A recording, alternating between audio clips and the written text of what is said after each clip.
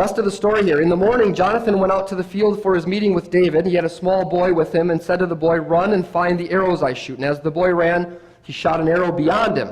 And when the boy came to the place where Jonathan's arrow had fallen, Jonathan called out, "Isn't the arrow beyond you?" And that was a signal. Then he shouted, "Hurry." And I was talking to David. "Hurry, go quickly, don't stop." The boy picked up the arrow and returned to his master. The boy didn't know what was going on, only Jonathan and David. And Jonathan gave his weapons to the boy and said, "Carry them back to town." And after the boy had gone, David got up from the south side of the stone where he was hiding, bowed down before Jonathan 3 times, showing appreciation, with his face to the ground. Then they kissed each other and wept together, but David wept the most. I know this isn't on your sheet, but what do you think is going through David? Why is he coming to tears here?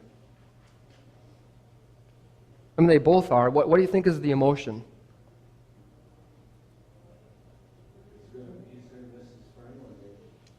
Yeah, and we're going to find out they do see each other at least one more time, but it certainly right at that moment must have felt like we're not going to be able to see each other anymore. We're going to stay friends. We've got a covenant, but it might have to be a long-distance relationship now, right?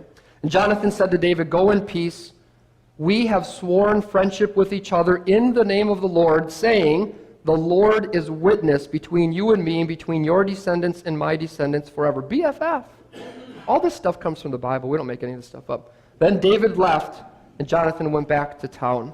How did Jonathan show very specifically that his love for the Lord was at the heart of his friendship with David? That this really was the bond. How does he do that? I think he does it in 2 different ways, maybe, kind of connected. How does he show that this is what's really holding us together?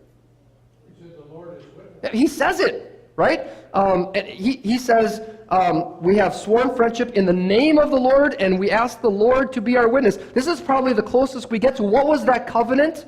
You know, that Jonathan says, "Here, take the shirt off my back, and my bow, and my belt, and my sword, and my tunic, and we're going to have a covenant with each other." It's that we will be friends forever, right? And I think we're going to dig a little bit deeper yet, but and this is our bond in connection with the Lord.